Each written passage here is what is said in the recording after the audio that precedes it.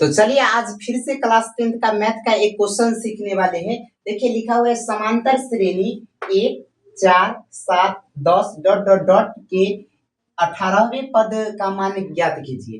तो यहाँ पर जो भी यहाँ दिया गया है समांतर श्रेणी उसको लिखते हैं। सबसे फर्स्ट लिखा हुआ है 1 4 7 उसके बाद 10 डॉट डॉट है। समझ में क्या? तो हमें क्या कहता है 18वें पद ज्ञात करने के लिए ना, तो सबसे फर्स्ट इसको हम क्या बोलते हैं, ए बोलते हैं, इसको A2 बोलते हैं, A1 बोलते हैं, A2 बोलते हैं, A3 बोलते हैं, ऐसे करके। ठीक है, तो यहाँ पर जान लीजिए ए का मान कितना है, ए बराबर हो गया 1।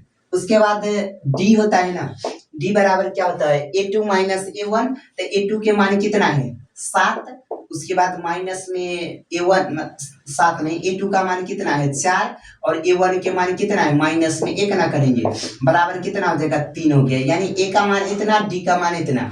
उसके बाद हमें कहता है 18वें पद ज्ञात कीजिए। तो n बराबर कितना 18 हो जाएगा, यानी कैमा पद निकालना है 18वें ना।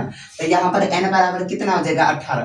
तो हमें क्वेश्चन कहता है n मतलब 18वें पद ज्ञात करने के लिए ना, तो an का फॉर्मूला होता है, एक फार्मूला क्या होता है an बराबर a plus n minus 1 into में डी होता है क्या ए यहाँ पर देख लीजिए तो क्या लिखा हुआ है एन का मान कितना है 18 है, तो 18 लिखेंगे। बराबर में कितना हो जाएगा, ए का मान देखिए तो कितना है 1 है, तो 1 लिखेंगे, प्लस में एन का मान कितना है 18 है, तो 18 लिखेंगे, माइनस में 1 है तो 1 लिखेंगे, इंटू में डी का मान कितना है 3।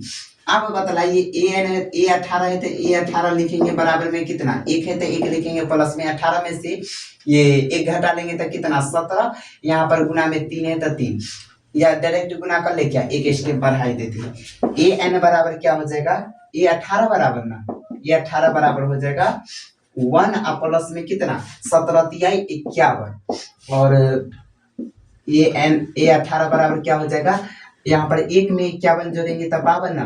तो यहाँ पर लिखेंगे अतः क्या लिखेंगे, अतः समांतर श्रेणी का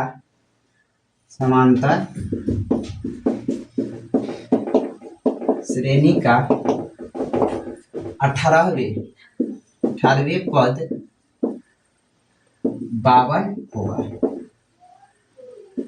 यहाँ पर जो दिया गया है उसमें समांतर श्रेणी का 18वें पद क्या हो जाएगा 52 होगा। बतलाइए आज की क्लास में कोई दिक्कत है?